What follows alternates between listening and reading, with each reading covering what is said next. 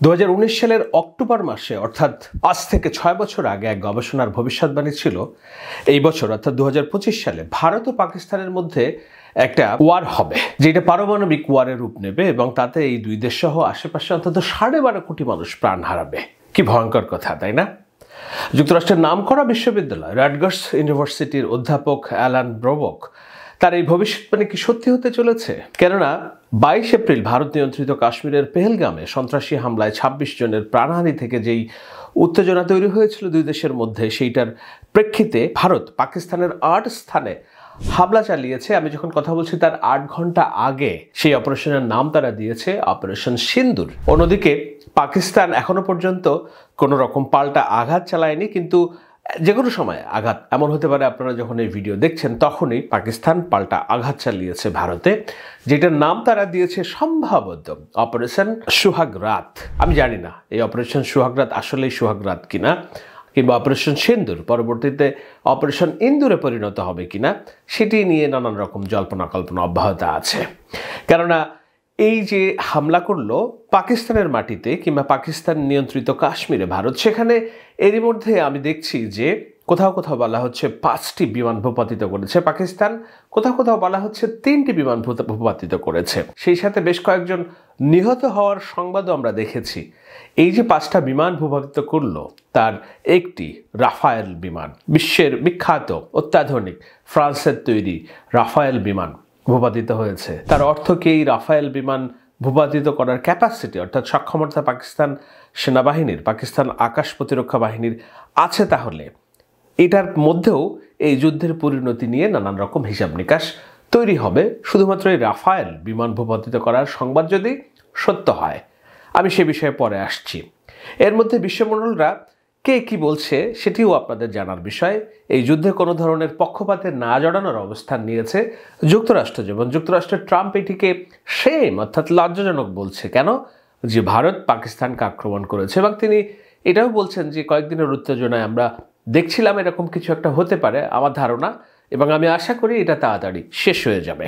আমি মনে করি না পাকিস্তান ও ভারতের মধ্যে খুব বেশি রক্তক্ষয়ী একটা যুদ্ধ হবে, বড় যুদ্ধ হবে, সেটা পরমাণু যুদ্ধেও রূপ নিতে পারে, সেরকমও কোনো ভবিষ্যৎবাণী আমার হিসেবে আসছে না। কেননা পাকিস্তানের বিরুদ্ধে ফুল স্কেল যুদ্ধে জড়ানোর জন্য সুবিধাজনক অবস্থানে নেই ভারত, এবং পাকিস্তান তো নেই এরকম ফুল স্কেল একটা ওয়ার বাদে ভারত এবং পাকিস্তানের মধ্যে। তাহলে এটার খেসারত দিতে হবে কিভাবে পাকিস্তান এবং ভারতের দুই দেশের জনগণকে? পাকিস্তানের সাথে যুদ্ধ খেলার মধ্যেই ফ্রান্স থেকে আরও 26টি রাফায়েল যুদ্ধ বিমান কেনার চুক্তি করেছে ভারত। এই সংবাদ আপনারা দেখছেন নিশ্চয়ই। 28 এপ্রিল এই চুক্তি হয়। এই যুদ্ধ বিমানের জন্য ভারতের জনগণকেই পরিশোধ করতে হবে প্রায় $740 কোটি। এর আগে চীনের সাথে যখন একটা যুদ্ধ অবস্থা ভাবছিল ভারত, সেই সময় আরও 36টি রাফায়েল যুদ্ধ বিমান ক্রয় করেছিল ফ্রান্স থেকে। এর অর্থমূল্য ছিল প্রায় $940 কোটি। বর্তমানে ভারত বিশ্বের সর্ববৃহৎ অস্ত্র আমদানিকারক দেশের একটি। বৈশ্বিক মোট অস্ত্র আমদানির প্রায় 10%ই ভারত করেছে বিগত কয়েক বছরে। ভারতে মোট 234 মিলিয়ন বা 25 কোটি মানুষের কাছাকাছি লোক দারিদ্র্যসীমার নিচে বসবাস করে, যা বিশ্বের মধ্যে সর্বোচ্চ, অর্থাৎ সবচেয়ে বেশি দরিদ্র মানুষের বসবাস ভারতে। এই তথ্য খোঁজ জাতিসংঘের। এবং এমন দরিদ্র তো না যে না ঠিক আছে কোনো মতে খেয়ে পড়ে আছে, তাদের অধিকাংশর যে হাইজিন অর্থাৎ তারা মূত্রত্যাগ করার জন্য তাদের ভালো জায়গা নেই। রেল লাইনের ধারে এবং আশেপাশে নানান জায়গায় তারা মূত্রত্যাগ করে। এটিও বিশ্বের সর্বোচ্চ সংখ্যক যে যথাস্থানে না করে অন্য জায়গায় মলত্যাগ করার রেকর্ড ভারতের সর্বাধিক। এটি নতুন তথ্য না, এটি আরও পুরাতন তথ্য। তো এরপরে রয়েছে পাকিস্তানের অবস্থান। পাকিস্তান যে খুব বেশি একটা ভালো অবস্থায় রয়েছে এমন না। তাদের 9,30,00,000 মানুষ দারিদ্র্যসীমার নিচে বসবাস করে। 9,30,00,000 মানুষ অর্থাৎ প্রায় 10 কোটি মানুষ। চিন্তা করা যায় বাংলাদেশে যেখানে দারিদ্র্যসীমার নিচে বসবাস করে 2 থেকে 2.5 কোটি মানুষ, সেখানে পাকিস্তানে 10 কোটি মানুষ দারিদ্র্যসীমার নিচে বসবাস করে। ফরেন অ্যাফেয়ার্স ফোরাম ভারত এবং পাকিস্তানের এই পূর্ণমাত্রার ওয়ারকে অর্থনৈতিক প্রভাব কি হবে শীর্ষক একটা প্রতিবেদন তারা যেটা বলেছে যে ভারতকে সামরিক অভিযানের জন্য প্রতিদিন $670 মিলিয়ন করে ব্যয় করতে হবে যদি পুরাদমে একটা দুই দেশের মধ্যে ওয়ার হয়, এবং সম্ভাব্য অর্থনৈতিক ক্ষতির পরিমাণ হবে $17.8 বিলিয়ন। 4 সপ্তাহের একটা যুদ্ধে ভারতকে যে ব্যয় করতে হবে সেটা দেশটির জিডিপির অর্থাৎ বার্ষিক উন্নয়নের 20% সমান। তো আপনার একটা দেশের প্রায় 25 কোটি মানুষ দারিদ্র্য সীমার নিচে, তারা বাথরুম করবে কোথায় সেই জায়গা নেই, খাওয়ার কথা তো দূরের কথা। এরকম একটা দেশের বার্ষিক যেই 1 বছরে যে উন্নয়ন তার 20% ব্যয় হবে এই যুদ্ধের একদিনে। এই যখন ভারতের অবস্থা, পাকিস্তানের অবস্থা আরো নাজুক। পাকিস্তান এরই মধ্যে বিদেশিক মুদ্রার যে রিজার্ভ তার সংকটে ভুগছে। IMF এর ঋণের উপর নির্ভর করতে হচ্ছে তাদের। একটা যুদ্ধ বাঁধলে অতি উচ্চ মূল্যে এবং অত্যাবশ্যকভাবে পণ্যের ঘাটতিতে পাকিস্তানকে আরো বেশি ভুগতে হবে। তাদের জনগণের উচিত হবে যুদ্ধের বিরুদ্ধে অবস্থান নেওয়া, নতুবা তাদের শিশুদের প্রতি রাতেই হয়তোবা না খেয়ে ঘুমাতে হবে। কারণ এই যুদ্ধ খেলায় ভারত হারবে, পাকিস্তান হারবে, জিতবে কেবল পাকিস্তানের সেনাবাহিনী আর কে? ভারতের দিকে বিজেপির উগ্র হিন্দুত্ববাদীরা।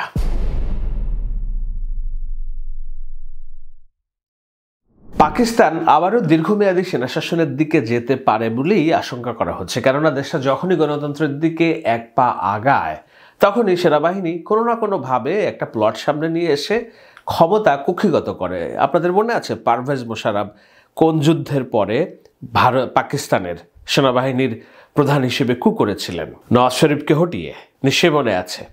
এবার সম্ভবত আগের মতো কু করে সরাসরি শাসনভার গ্রহণ করবে না সেনাবাহিনী, বরং সামনে এই যে সিভিলিয়ান ফেসটা রেখে একটা পুতুল সরকার রেখে যেটা এখন চালাচ্ছে, নতুনভাবে আছে। আপনারা নিশ্চয়ই জানেন পাকিস্তানের রাজনৈতিক পরিস্থিতির কথা। সেখানে জনপ্রিয় ইমরান খান আছে কারাগারের মধ্যে, আর অজনপ্রিয় এই যে নতুন শাসক যারা আছে তাদের ভোট কারচুপি, জালিয়াতির সমস্ত অভিযোগ আছে তাদের মধ্যে, এবং তারা মূলত এই যে দেশটা চালাচ্ছে একটা পুতুল সরকার হিসেবে। সম্ভবত এই সরকারের কর্তৃত্ব এবং এই সরকারের শাসন ক্ষমতার পরিধি অনেকটা বাড়বে সামনে থেকে কিছু, কিন্তু পিছন থেকে এইটার পুরো নেতৃত্ব চালাবে পাকিস্তানের সেনাবাহিনী। এটি হলো পাকিস্তানের ভবিষ্যৎ।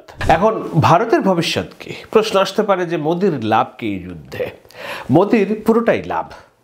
কেননা বাংলাদেশের রাষ্ট্রীয় ক্ষমতায় ভারতের প্রভাব পরাজিত হওয়ার পর এবং শোচনীয় পরাজয়ের পর মোদির বহুল প্রচলিত যে দুইটা ইমেজ ছিল, যে মোদিজি খুব স্ট্র্যাটেজিক এবং মোদিজি খুব শক্ত হাতে দেশ পরিচালনা করছে, এই দুইটি ইমেজ ব্যাপকভাবে ক্ষতিগ্রস্ত হয়েছে। তার Hindu card, media propaganda card সহ সব ব্যবহার করে আন্তর্জাতিক কমিউনিটি থেকে সমর্থন না পেয়ে বাংলাদেশে মোদির রাজনৈতিক ও কূটনৈতিক পরাজয় থেকে দৃষ্টি অন্যদিকে ফেরানোর জন্য একটা মেগা ইভেন্টের প্রয়োজন ছিল। আর পেহেলগাম অর্থাৎ যেখানে সন্ত্রাসী হামলা হয়েছে সেই ইভেন্টের একটা বড় অংশ দরকার ছিল মোদির একটা বড় জাতীয়তাবাদী জজবা। পাকিস্তানের বিরুদ্ধে যুদ্ধের চেয়ে বড় জাতীয়তাবাদী জজবা আর কি হতে পারে?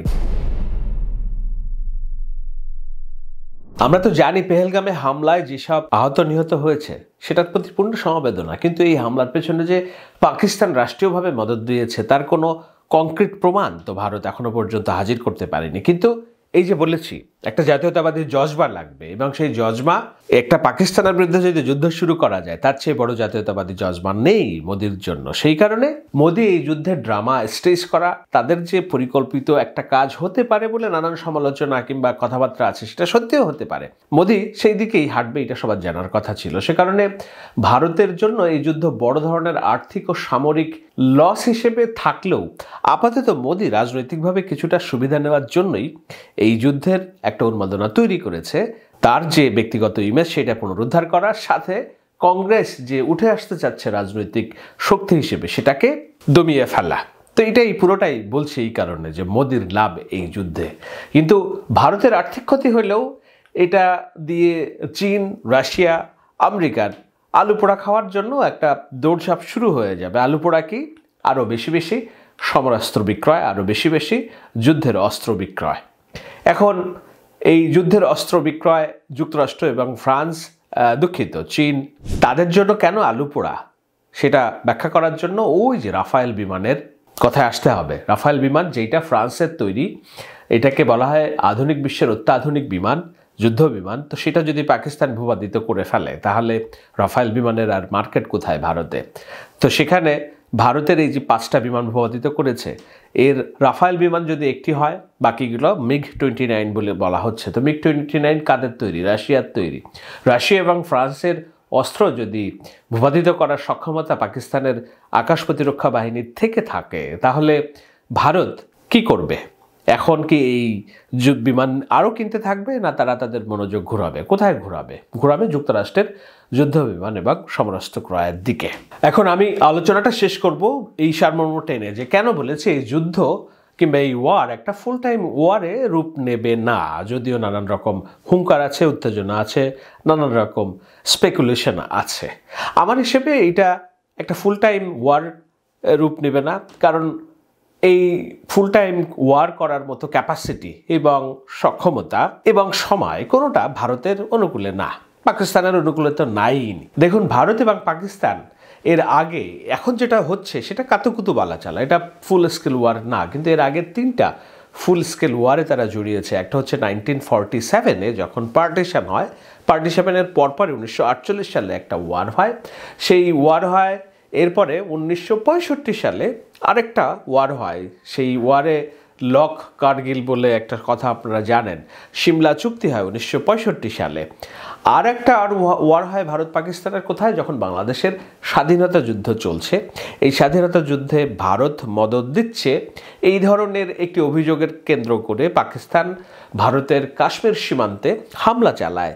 একবার হামলা চালানোর প্রেক্ষিতে ভারত সুযোগ পেয়ে যায় এবং সেই যুদ্ধ পুরোপুরি একটা শুরু করে।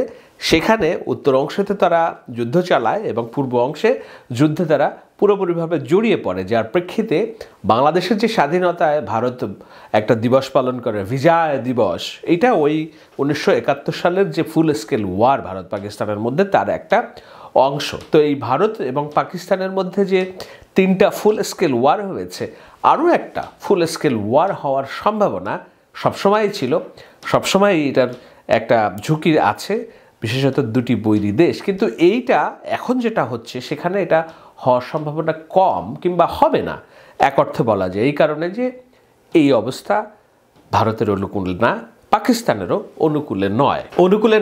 এটি বোঝানোর জন্য অন্য কিছু ব্যাখ্যা করা লাগবে না। ভারতের বৃহৎ প্রতিবেশী রাষ্ট্র চীন 1965, 1948 অথবা 1971, এই 3 ওয়ারের সময় কোনোভাবেই সামরিকভাবে খুব শক্তিশালী অবস্থানে ছিল না।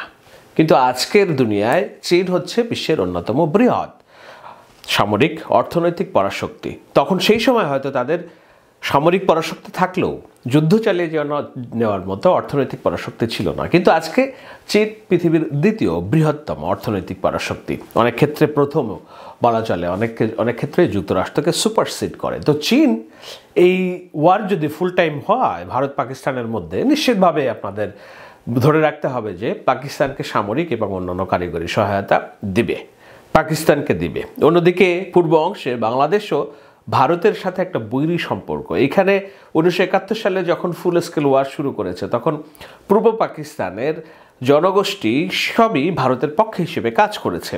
আজকে তো একেবারে সিচুয়েশন একদমই রাত আর দিনের তফাৎ। সুতরাং চীন যেখানে ভারতকে তাদের উত্তর পূর্ব অঞ্চলের 7 সিস্টারের অস্থিতিশীলতা তৈরি করার জন্য ইন্ধন হিসেবে কাজ করছে, সেখানে প্রতিবেশী রাষ্ট্র হিসেবে বাংলাদেশের যে সরকার, বাংলাদেশের জনগণ কোনোভাবেই ভারতের প্রতিবন্ধিত্ব সুলভ না।